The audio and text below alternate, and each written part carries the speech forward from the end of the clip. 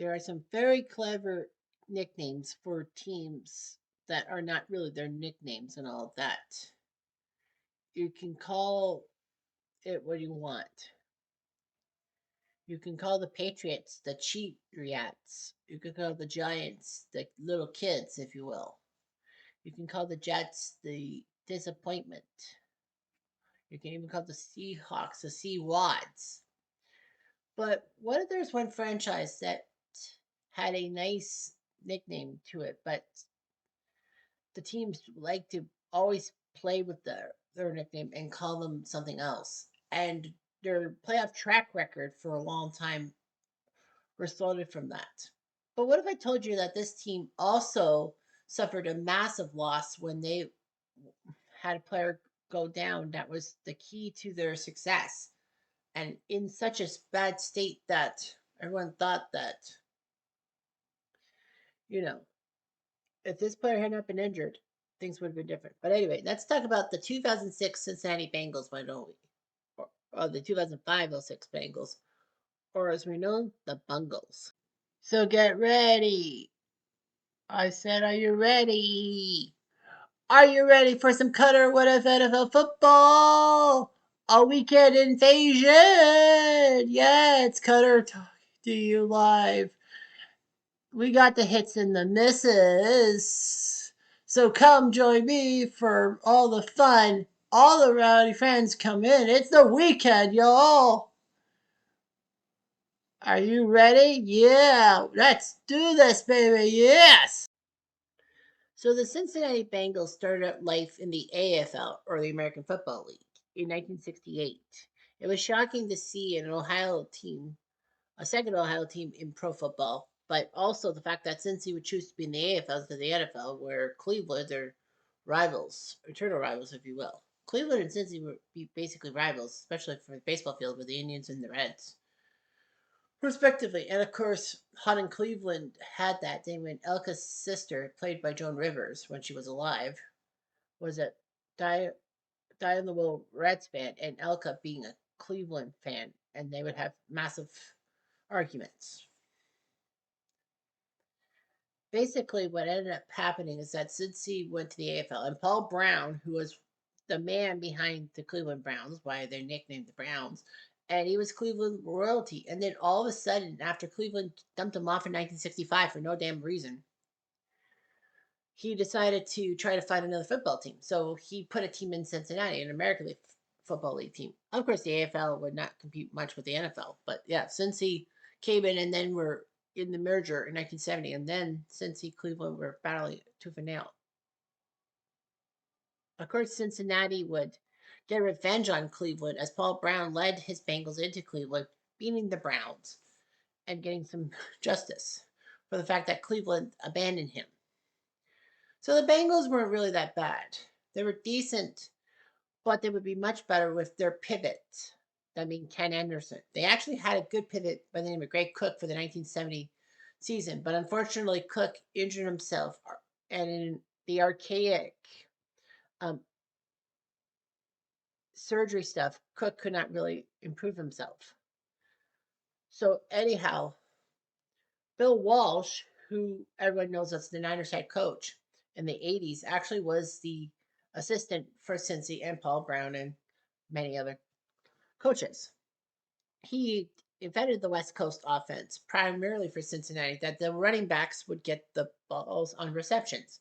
Of course, the San Francisco 49ers would get the benefit of it, as Roger Craig, among others, would and Ricky Waters would get receptions as a running back. Nevertheless, Cincy tried their best, and unfortunately for them, as the phone says, you're full of shit. Yeah, of course I'm full of shit. Whatever you want to call it. So, regardless of that, the Cincinnati Bengals were trying hard.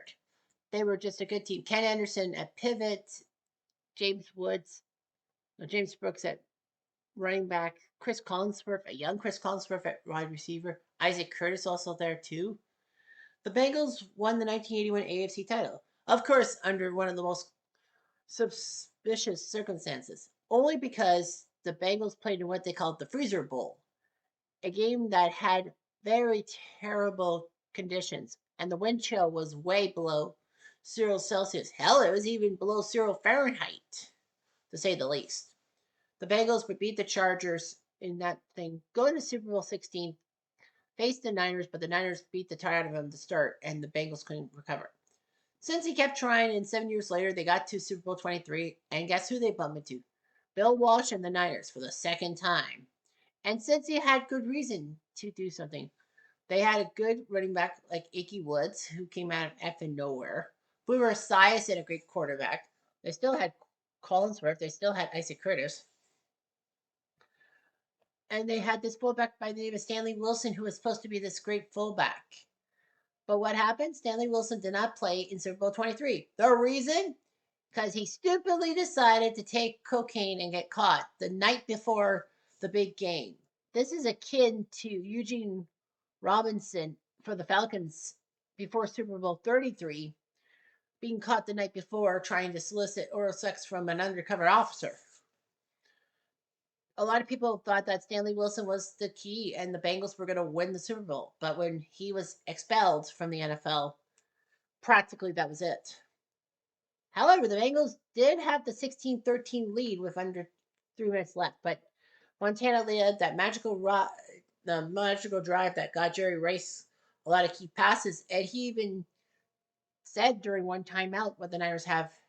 He didn't talk about the play. He just said, "Hey, is that John Candy in the stands?"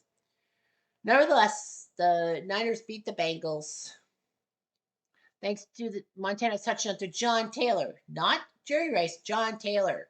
2016 Bengals lose. What's worse was that the Bengals, after a 91 wildcard win, I guess against Houston, if I remember right, got their butts handed to them by the Oakland Raiders. But that, but they got revenge as Bo Jackson got hurt and ruined his career. Nevertheless, the Bengals would go through a almost 30-year deep dive into missing the playoffs for one thing, and also not winning playoff games when they're in the playoffs and all that. They had many playoff missteps and all that. And they stepped in the 90s, like Kijana Carter, Fooey. Jeff Blake, Fooey. Dave Shula as head coach, Fooey. The Bengals were the worst team in the 90s. Tampa can say, hold my beer, Aaron. And then everyone called them the Bungles. And everyone did, who they think they're going to beat those Bengals? Nobody. But my favorite anti Bengals one was when Bill Cowher led them to a who day, who we day, who day, we day, who day, we day. Who do you think to beat those Bengals? Just beat those Bengals. And then Cowher said, yeah. Well, one of the players trying to, yeah, that's right. You're right. But anyway, yeah, one of the Bengals' biggest missteps against Pittsburgh, and that not the 2006 version, but I believe it was 2017 when the Bengals all they had to do was run the clock down, get the running back, run the clock down, and they would have beaten the Steelers on home turf. But their stupid running back fumbled the ball at the 6 yard line. Pittsburgh picked it up, and thanks to two unsportsmanlike conduct penalties against the Bengals, I think it was Sean Sweezum. I can't remember if that was him, but he kicked the winning field goal. Nevertheless, the Bengals are doing a little better, but I don't trust them. I mean, Joe Burrow is a good quarterback and all that, but why couldn't Andy Dalton or Carson Palmer lead the Bengals well? But speaking of Carson Palmer, that's where we'll do our what if. All right, so let's look at the 2005 Cincinnati Bengals season. They're 36th in the NFL, they're 38th overall, and they're third under Marvin Lewis. It was the team's first division title since 1990. Heck, it was the first playoff berth and the first winning record since 1990. 15 freaking years. Can you imagine going through 15 years without a winning record? In Tampa, they say, hold my beer. Regardless, in the 14 seasons in between, the Bengals were 71 and 153, a 30-17 winning percentage, meaning that they just won over 30% of their games. Unfortunately, it would be the Bengals' last playoff appearance till 2009. Carson Palmer put up a great job to get to the Pro Bowl. Chad Ochocinco, or Chad Johnson as he was known as, did his great job and would have his celebrations on the sports highlight shows. The Bengals were huge and all that. They beat the Lions and clinched the AFC North. They did lose the last two games to be 11-5. Fortunately, though, on a tiebreaker situation, they beat Pittsburgh for the spot.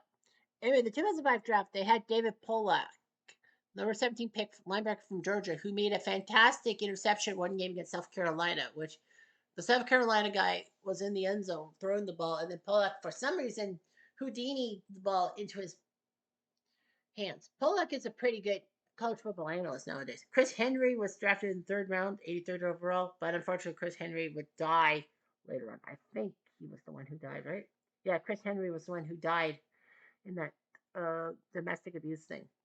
Regardless of that, Marvin Lewis was the head coach. Mike Brown, you know, Paul Brown's son, was the president. Quarterbacks on the list were John Kitna, Craig Krenzel, and Carson Palmer. Yeah, Kitna was a great backup, if you will. Craig Krenzel from OSU, the guy who was part of the 2003 Ohio State team that won the national title. Rudy Johnson and Chris Perry running the ball. Chris Henry, TJ Huzman-Sada. Finally, I can actually pronounce his name correctly. Chad Johnson and Kelly Washington were the big wide receivers. Tight ends, Reggie Kelly and Matt Schobel. Offensive linemen of note, Willie Anderson, Stacey Andrews, Levi Jones, Eric Steinbach, and Bobby Williams. Not Booby, Bobby. Dwayne Clemens, Robert Gevers, Tristan Smith, and John Fortune, among others, in the D line. Linebackers of note, Hannibal Navies, David Pollack, Brian Simmons, Odell Furman, and Nate Webster. Defensive backs of note, Torrey James, Anthony Mitchell, Delphi O'Neill, and Clayman Ratliff. We have Shane Graham, the kicker, and Carl Lawson, the punter. So, anyway, the Bengals surprised everyone by winning 11 games because obviously they sucked and all that. The Bengals played cautiously, but thanks to the tiebreak against Pittsburgh, that not only did they beat them head to head, the Bengals had the better division record. So that led them to be the 3 seed, and the Pittsburgh Steelers were the 6 seed. In the 2005-06 playoffs, that meant that they would face each other with the game being played in Cincy. In front of 65,000 fans. Jim Nantz and Phil Simms were there. And it looked fantastic and all that. Unfortunately for Cincy, things would tear apart almost immediately as Pittsburgh defensive lineman Kimo von Olfhoven hit Carson Palmer's knee, resulting in Palmer's ACL injury. John Kidna would have to come in and did decently, but the Steelers had momentum. It didn't help much that the Bengals actually were up 10-0. Shane Graham got a field goal, and Rudy Johnson made it 10-0. It seemed to be fine, but then Pittsburgh rallied for 24 consecutive points. Willie Parker got a touchdown from Ben Roethlisberger. Well, Kidna made it Huzman Sada make it 17-7, but then Heinz Ward touchdown for Roethlisberger. In the third quarter, Jerome Bettis ran for a touchdown. Cedric Wilson got a touchdown from Roethlisberger, and then Jeffrey kicked the field goal. Final score was 31-17. So logically, the Steelers would put up 24 unanswered points, beat the Bengals, and put the Bengals in a bad spot for a couple of years because of Palmer's injury. The good news, well, was that the season was over, but the bad news was that Pittsburgh had would win the Super Bowl. Pittsburgh, everyone in Cincy was hoping for Pittsburgh to take out those pesky to be taken up by those pesky Indianapolis Colts, the 1 seed. But then Pittsburgh used their mojo. Bettis fumbled, and then Roethlisberger with a swipe tackle. I talked about it when I talked about the 2006 Colts, 2005 Colts, if you will, in my what if for the Colts. The Steelers beat the Colts thanks to Vanderjack's blown field goal. Pittsburgh went into Denver, beat them, and then they won the Super Bowl against Seattle. So anyway, what would happen for Cincy? And all that. Carson Palmer was a great stuff and all that, but the problem was that injury hurt. So what would happen if that injury didn't even exist? So by this standard, if the Bengals had beaten Cincy, they would yeah, if the Bengals had beaten Pittsburgh, they would not have faced Indianapolis because New England, the fourth seed, beat Jacksonville. Yes, but yeah, Cincy was the best of the division winners that didn't win the top two. So it would be three versus two and one versus four. So New England would have faced Indianapolis, and Cincy would have faced Denver. Now, of course, there's one tiny little problem. What's that, you ask? Because we know Pittsburgh won the Super Bowl or all that. What does that do for the AFC? Well, considering how the Colts were pretty good and all that, and I didn't think that the Patriots were that good, the Colts would be waiting for the winner. So if the Bengals win, then we'll do Bengals Colts. Not Bengals. Um, Steelers. Here's Bengals. Here we go. Here we go, loopy loop. Here we go, loopy late. All right, so since he gets the ball first, and they have to punt. I put my left. In the second quarter, Denver at 6.47 yards. Tatum Bell gets a touchdown, makes it 7-0. And then after a pick by Champ Bailey, who ran the ball to the 4. 2 plays later, touchdown Anderson, 14-0.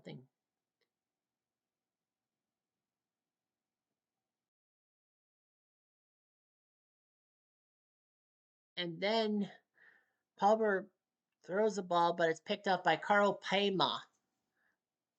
Touchdown. A pick six makes it 21-0. Since he did score a touchdown, Palmer to Ocho Cinco. 6:57 left to make it 21-7. Mama. The third quarter saw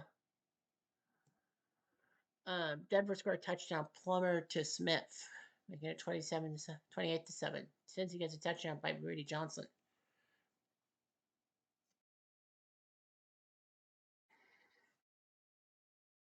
28-14 after that play. So since he was right there,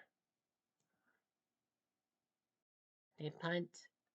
They couldn't punt. Elam gets a field goal to make it 31-14. So since he was fucked. Elam another field goal made it 34-14, and the Broncos beat the Bengals 34-14. So the Bengals did score 2 touchdowns, but Denver would have crushed them. And Denver probably, question of, well, there is a bit of a question. Who would have won the 2006 Super Bowl? Because Denver would have went to Indy, and I think Indy would have won. So I think the Colts would have won the Super Bowl by that logic. But anyway, Jake Plummer is the hero. Running yards 152, 131 Cincy. Efficiency 7 for 16 for Cincy, 4 for 12 for Denver. Passing yards 198, 176. Rudy Johnson 112.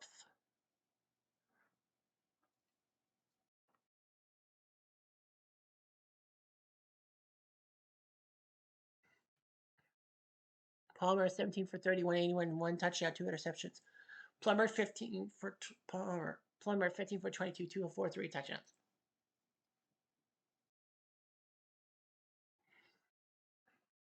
Interceptions by Champ Bailey and Carl Payma. Elam made 2 field goals, missed one, but the Bungles would have bungled their way in Denver, and who knows, miracles may have won the Super Bowl. Anyway, I'm Jeff Diamond. I do.